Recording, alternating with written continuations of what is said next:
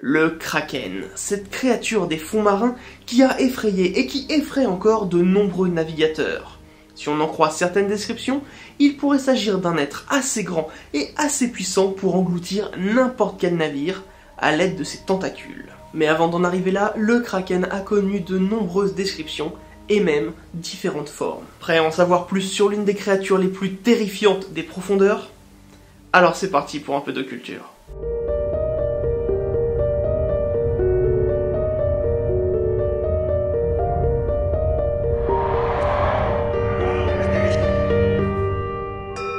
Le Kraken trouverait son origine dans les légendes et histoires nordiques. En fait, ce sont surtout des liens qui ont été faits a posteriori, car le nom de Kraken n'apparaîtrait dans les écrits qu'au début du XVIIIe siècle. Bien avant ça, on suppose que la première apparition de cette créature aquatique dans les textes s'est faite dans un épisode de la saga islandaise nommée la saga de Orvar Odr, qui fut écrite par un auteur inconnu islandais au début du XIIIe siècle. Dans cette histoire, les héros traversent la mer du Groenland et aperçoivent deux monstres, le Hafgufa et le Lyngbakr. Mais celui qui nous intéresse aujourd'hui, c'est le Hafgufa, qui est tout simplement décrit comme le plus gros monstre de la mer. D'après les descriptions faites dans la saga, il serait capable d'avaler des hommes, des navires et même des baleines. Lorsqu'il sortirait des flots, on pourrait facilement le confondre avec un îlot. D'ailleurs, pour se donner une idée de l'immensité de la bête, l'un des protagonistes dit la chose suivante alors qu'il navigue. Ce que nous venons de traverser était l'espace entre ses mâchoires. Et c'est plus loin dans le texte que la créature prend des allures fantasmagoriques avec la phrase suivante. Ogmund Tusok vous a envoyé ces créatures grâce à sa magie pour vous faire mourir vous et vos hommes. On comprend donc que ces deux monstres marins seraient contrôlés par quelqu'un qui veut la mort de Odr, le héros de la saga. Malheureusement, ce contrôle des créatures par la magie tend à montrer que cette histoire tient plus de l'imaginaire que du réel. Dans le même temps, un autre ouvrage d'un auteur inconnu, mais cette fois norvégien, voit le jour. Son nom français, Miroir Royal. Son nom d'origine est là. Ce livre est considéré comme l'un des textes fondateurs de la littérature norvégienne et semble être un condensé de connaissances en tout genre. Politesse, sciences, géographie et j'en passe. Dans cet ouvrage est également mentionnée l'existence de ces deux monstres marins dont on parle dans les sagas islandaises. Ces deux créatures sont de nouveau localisées dans la mer du Groenland. À propos du Hafgufa, le narrateur dit qu'il s'agit d'un poisson dont il est à peine conseillé de parler en raison de sa taille, car il semblera incroyable pour la plupart des gens. Il est apparu plus comme une terre que comme un poisson. Une nouvelle fois, la créature est clairement identifiée comme ayant l'apparence d'une île. L'auteur précise également qu'il y a de grandes chances pour que cet être soit l'unique représentant de son espèce. Il me semble qu'il ne doit pas y en avoir plus de 2 dans les océans, et j'estime que chacun est incapable de se reproduire. À titre d'information, en 1917, Lawrence M. Larson décide de traduire Miroir Royal en changeant le nom de Hafgufa par Kraken. D'ailleurs, on suppose que la première utilisation du nom Kraken a été faite par Francesco Negri, un prêtre italien qui a raconté son voyage dans les pays du Nord dans un texte nommé Viaggio Settentrionale, ou Voyage septentrional, publié en 1701 à titre posthume. En tant qu'Italien, on pense qu'il a utilisé ce terme Kraken car il l'aurait entendu dans la bouche de Nordique. Kjork définirait un animal tordu ou malsain en norvégien. Le N à la fin du mot sert d'article défini. Par conséquent, on pourrait traduire littéralement Kraken par l'animal tordu. Le nom de Kraken serait donc un terme qui est apparu très tard dans l'histoire. Mais encore une fois, ce ne sont que des suppositions. Quelque temps plus tard, en 1735, dans la première édition du Systema Naturae du suédois Carl von Linné, on trouve un étrange céphalopode dont le nom scientifique serait Microcosmus. Son ouvrage a pour but d'expliquer sa méthode de classification de la nature. Ainsi, il place une espèce que l'on considère aujourd'hui comme étant le kraken parmi les espèces présentes dans le règne animal. Mais il s'avère que cette espèce se verra retirée de son livre dès la 2e édition de son ouvrage, laissant imaginer que ses confrères n'adhérèrent sans doute pas à l'idée d'un céphalopode unique en son genre. À peine 20 ans plus tard, en 1753, l'évêque danois Erik Ludvigsen Pontoppidan écrit un livre intitulé « Histoire naturelle de la Norvège ». Cet ouvrage est considéré comme contenant la première description poussée du kraken. On l'appelle Krak, Krax ou encore, comme disent certains, Crabe, nom qui lui est appliqué de préférence. Ce dernier semble en effet s'accorder le mieux avec la description de la créature, qui est ronde, aplatie et pleine de bras ou de branches. Oui, on peut noter dans cette description qu'il aurait des branches. Et non, ce n'est pas une erreur de traduction, car le kraken était parfois décrit comme un arbre à l'envers. De nombreux marins nordiques auraient utilisé cette image pour parler de la créature aquatique, décrivant tout simplement un arbre inversé avec les racines vers le haut. On peut également noter l'utilisation du mot crabe, et c'est bien ce mot qui a donné le mot crabe que nous connaissons. Et en effet, certaines descriptions auraient plutôt tendance à relier le kraken au crabe. Et en même temps, il faut savoir que le crabe était beaucoup plus observé à l'époque que des créatures marines comme le calmar par exemple. Associé à ça l'idée d'un nombre de pattes élevé, plus le fait qu'il pourrait attraper des bateaux et la description de quelque chose de plutôt rond, on peut facilement penser à un crabe. Certains linguistes pensent même que c'est le mot crabe qui est à l'origine du mot krak. Cependant, l'évêque précise tout de même que de tous les auteurs étrangers, anciens et modernes que j'ai eu l'occasion de consulter à ce sujet, aucun ne semble savoir grand-chose sur cette créature, ni même en avoir une idée juste. Dans son livre, il confirme que le kraken vivrait bien dans les zones nordiques, et affirme que celui-ci serait tellement grand qu'il serait parfois confondu avec des îlots de 2 km. Ce qui, en effet, relie bien la bête aux descriptions du Havguffa. Il le décrit comme une créature passive, mais dangereuse, surtout pour les marins dans le cas où ses bras agripperaient leur navire, car ces derniers seraient aussi grands qu'un mât d'un bateau de taille moyenne, ce qui lui permettrait d'engloutir n'importe quel navire. Un autre danger serait les tourbillons que le kraken laisserait derrière lui en se déplaçant. Cependant, ces déplacements auraient également été très utiles aux marins norvégiens, car pêcher derrière le kraken assurerait une pêche abondante. Et la raison est simple, ses excréments nourrissent les poissons.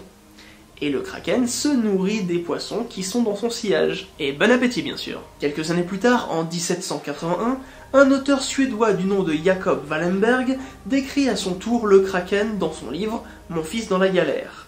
De nouveau, la créature est comparée à une île, mais l'auteur précise qu'il n'est pas plus grand que l'île de Hollande, qui fait quand même 16 km. Bon, on est d'accord, dit comme ça c'est déjà pas mal.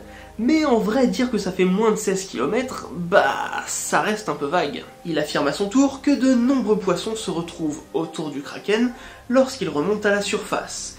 Et parmi toutes les choses exprimées sur cette créature, il se pose une question intéressante.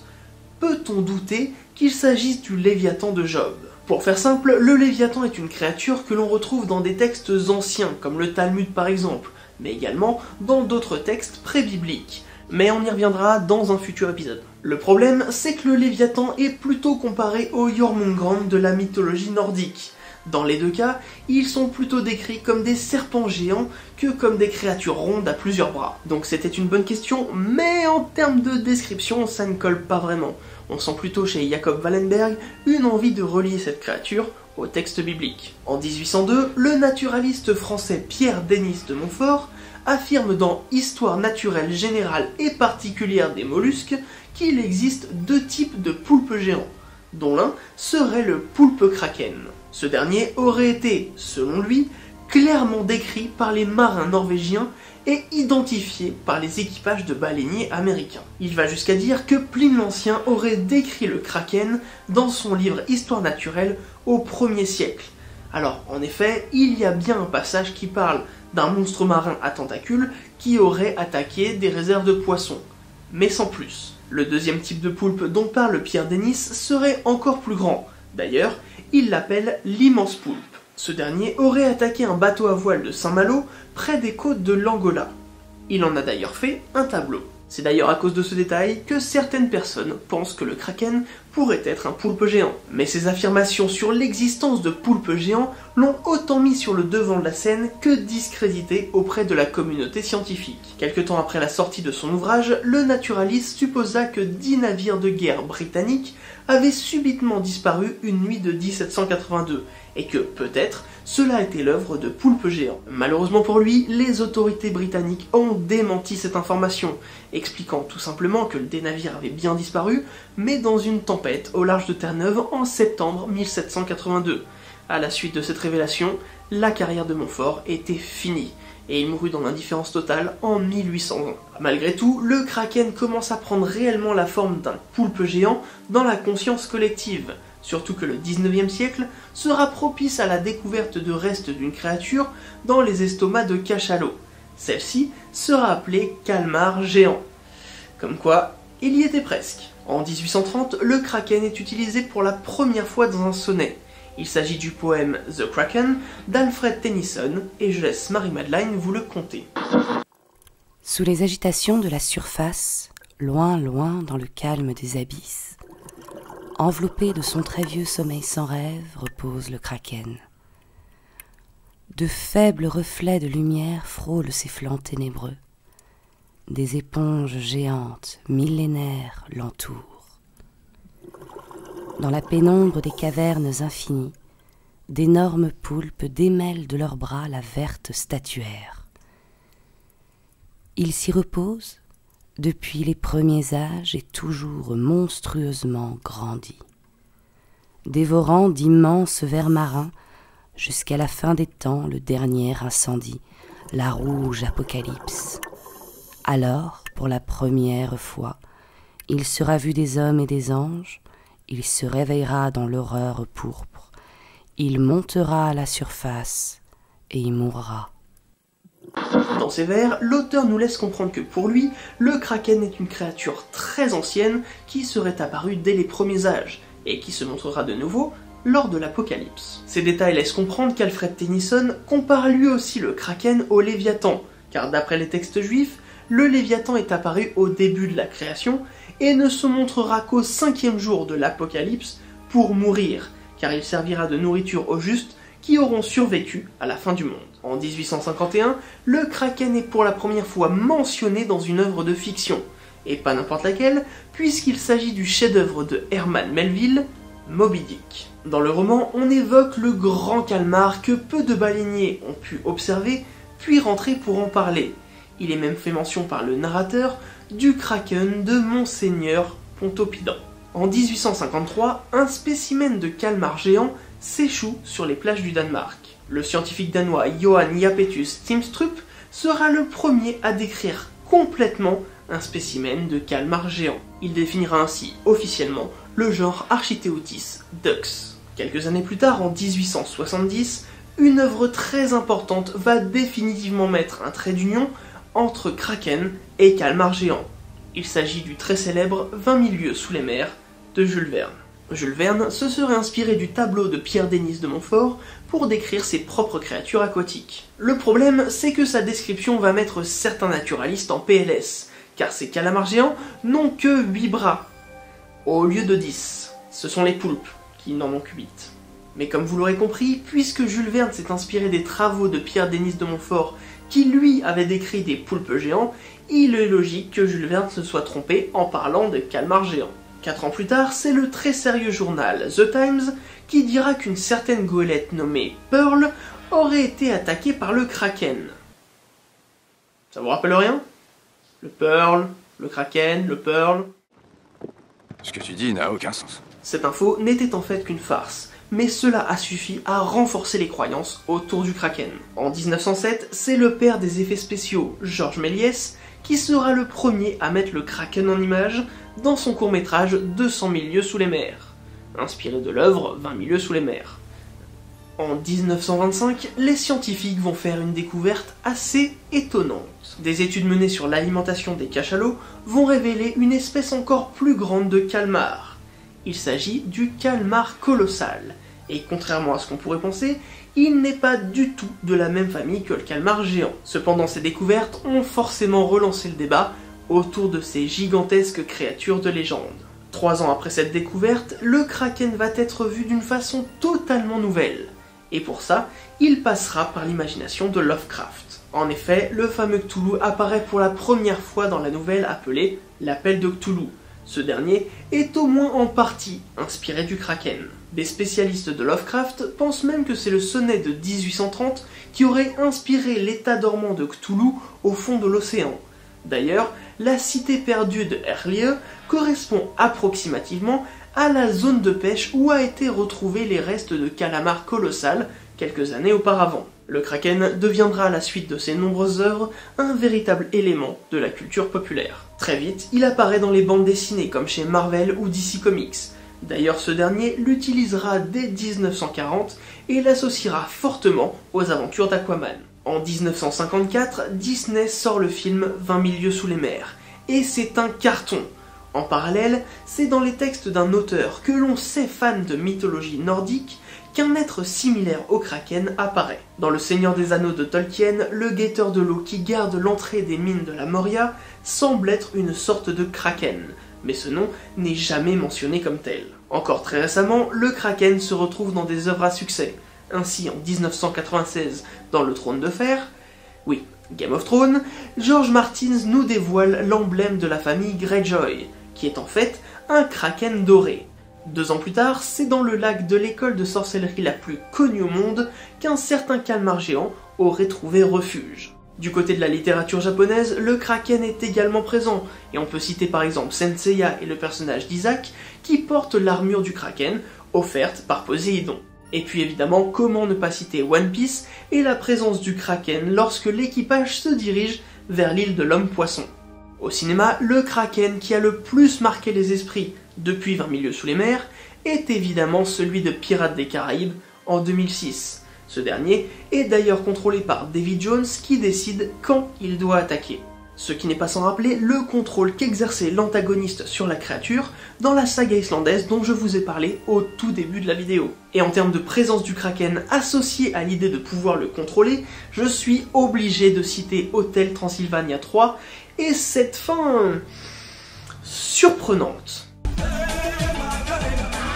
Enfin, on peut citer un certain nombre de jeux vidéo comportant le Kraken, comme World of Warcraft, les Sims 3, Tomb Raider, God of War, Final Fantasy, Fable, Dragon Quest, Splatoon ou encore Sea of Thieves. Si le Kraken est autant présent dans la culture populaire alors qu'on en sait si peu sur lui, c'est déjà parce que c'est une créature fantastique pour n'importe quelle histoire, jeu vidéo ou encore film, mais aussi parce que parmi tous les cryptides qui habiteraient cette terre, il est l'un de ceux qui a le plus de chances d'avoir existé, voire qui existerait toujours. Bon, évidemment, je parle pas forcément d'une créature de 60 mètres de long, car ça c'est potentiellement l'exagération de témoins sous le choc. Cependant, on n'en connaît encore aujourd'hui que très peu sur la diversité de calmars que pourraient renfermer nos océans. Un exemple marquant est qu'à l'heure actuelle, nous n'avons repéré aucun calmar colossal mâle. En l'an 2000, un calmar de 9 mètres fut attrapé. Tout d'abord, il ne fut pas considéré comme un calmar géant, les scientifiques préférèrent le classer parmi une autre espèce. Mais 8 ans plus tard, il fut confirmé qu'il s'agissait bien d'un Architeuthis dux.